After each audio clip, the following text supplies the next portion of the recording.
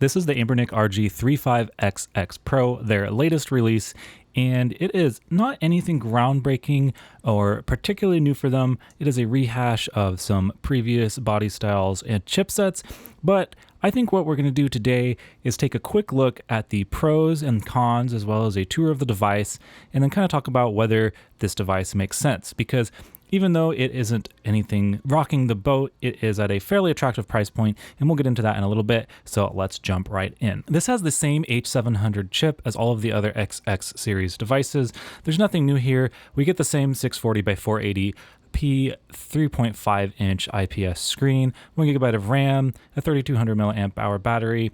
Nothing too crazy here. So let's jump right into taking a look at the device. So on the front, we have all of the typical controls as well as our mode button, which is typically mapped to a quick menu or RetroArch menu on the device.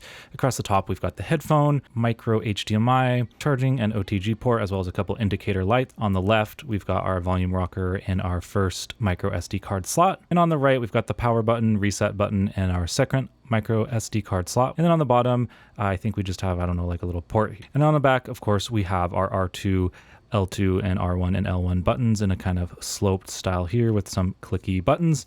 And, you know, the device, it feels pretty good in the hand. It's got a nice plastic finish to it. There's nothing really to complain about. It's solid. Anbernic's making devices for a while now, so I don't think there's really any questionable aspects there on this one. And how much is that going to cost you? Well, right now that is about $50 in the US. You do have to factor in some shipping. Maybe there's tariffs, maybe they're not, depends on who you get it through. I think if you get it through Anbernic, you probably don't have to pay tariffs, but I'm not going to make any promises there, as that scene is still changing by the week or day here in the US.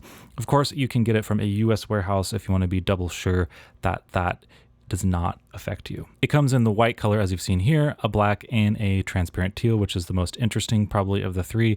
They're not really going crazy here, but I think it's because even though they call this as the Pro, this is sort of like an entry level model, and let's get into that. So as far as the pros of the device, what is good about this particular release?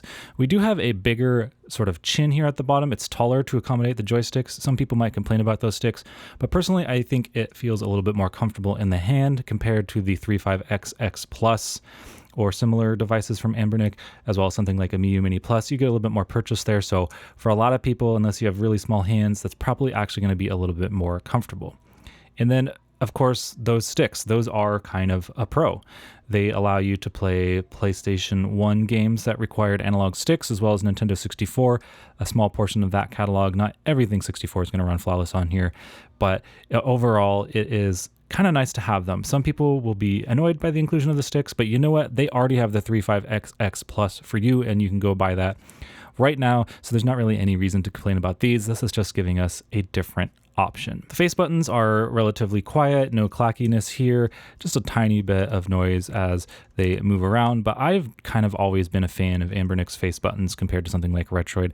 The D-pad overall feels good. It is not too easy to hit a diagonal. You can though if you are intentional about it, so I think it is a relatively good D-pad. It could be maybe a little bit wider, but I'm not going to complain too much about it. I didn't have any issues playing games using the D-pad on this device. Overall, these controls are good for those who favor a traditional membrane style on both their D-pad and the face buttons. The compatibility for custom firmware is going to be likely great on this since it uses that same H700 chipset. So if you're not a fan of Anbernic stock firmware, it shouldn't be a big deal to get something else on there. I'm sure all the big ones like Noli, MuOS, MinUI, those are all going to probably work fine on this. Some of them may already work out of the box without tweaks, but I'm sure those devs will also update them if necessary to get them working with the 35XX Pro. And then I think the final pro here is the price. It is only $50, which is cheaper than a lot of comparable options on the market typically. And let's look at that real quick here. So right now the 35XX Pro is $50 on their site. Compared to some other Anbernics, the 35XX SP, it is actually on sale right now for $42 because of a sale, but it's typically $65. I'm assuming it'll go back up, so I don't really necessarily want to compare it to $42 today. I mean, if you want the SP style, then 100% get that, especially at that price, but at its normal price of $65, you know, it is a bit more expensive. And then kind of the same thing here with the 35XX Plus. Currently at the time of this video, it's on sale for $39, but it's normally $64. And in that case, I think that the Pro can make a lot more sense, especially compared to the Plus, because they're basically the same, other than this being slightly taller and adding the sticks and being cheaper. So unless you hate the sticks, I think overall that is a win. The Trim UI brick is something that's a little bit more smaller and compact, no sticks, but it has a probably nicer screen on that, and that is about $60-ish on AliExpress when I looked today. Again, there could be tariffs or something like that on those, depends on the shipper and how they ship it, but again, that is $10 more expensive. There are reasons to prefer the Trim UI brick, and we'll talk about those a little bit more in the cons section, but that is another comparison there. And then finally, a Miyu Mini Plus. This thing is ubiquitous. It's been around forever. It has arguably some of the best custom firmware in the business with Onion OS, and that is about $46 on AliExpress, although I saw listings all over the 40s, 50s, even $60 depending on who it's from, so that just depends on where you're going to source that from. But it comes in at a pretty close price to the 35XX Pro, but with the Pro you're getting the sticks and a taller, maybe more ergonomic body, but then on the Miyu Mini Plus you get some better custom firmware support and it's a bit more compact. So it's kind of pick your poison there on that one. So that is the pros out of the way. So now let's talk about the cons of this device. The first one I noticed is that the screen is just okay. It seems actually a bit less saturated and a bit less bright than some of its competitors.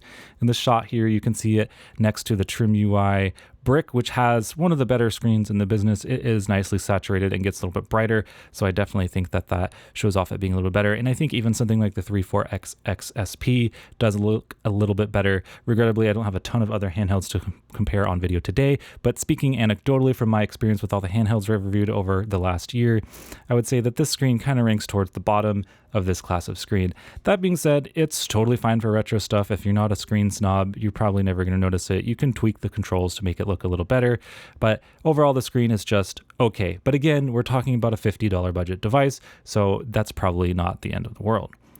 As I already kind of hinted towards earlier, for some the sticks may be a con, you know, the pocket factor, harder to slip into your pocket if the sticks are going to get caught up on something. They're not like the best sticks in the world, but again, if you just want to play some Gran Turismo on PlayStation, then they do serve their purpose there. I personally like that the sticks are here and they don't bother me, but I know people that will die on this hill of sticks don't belong on a lower powered compact handheld. And then I guess kind of another con is that this is sort of underwhelming next to the competition. It doesn't have a cool flippy screen. It doesn't have the best custom firmware in the business. There are devices that are more powerful, albeit more expensive. But again, it's $50. So I think this handheld is positioned for that entry to the market. The bare bones, it gets it done, and it gets it done at a reasonable price. And of course, I think the last con is if you've already been in the retro handheld space, you probably already have a device that fills this role, a past Anbernic release, the Miyu Mini Plus. So this is kind of just superfluous in that type of scenario. Again, though, I don't think that you're the target market. This is for somebody that wants to buy a handheld for their friend to get them into it. You want to buy a handheld for the first time to occasionally play stuff. You maybe do already have other devices and you want a handheld you can toss in your bag and not worry about. Then I think this hits all those marks. I think Anbernic is positioning this as sort of the flagship entry level. I guess those words don't really make sense together, but the main entry level handheld. If somebody is buying a budget handheld today for $50, I don't really think you can be too upset about this device. So in conclusion, should you buy this? I think I've already made my point clear here, which is it depends on the sale price of other handhelds. For $50 and you want an emulation handheld to cover all of your bases up to PlayStation 1 with a sprinkling of Nintendo 64, maybe a couple Dreamcast titles that are easier to run, then this is really, I think, going to hit the mark for a lot of people. It is just simple. You know, Anbernic did send me this unit. I didn't pay my own money for it. So, you know, factor that in as you will, but I have no reason to not recommend or recommend this. They're not seeing this video.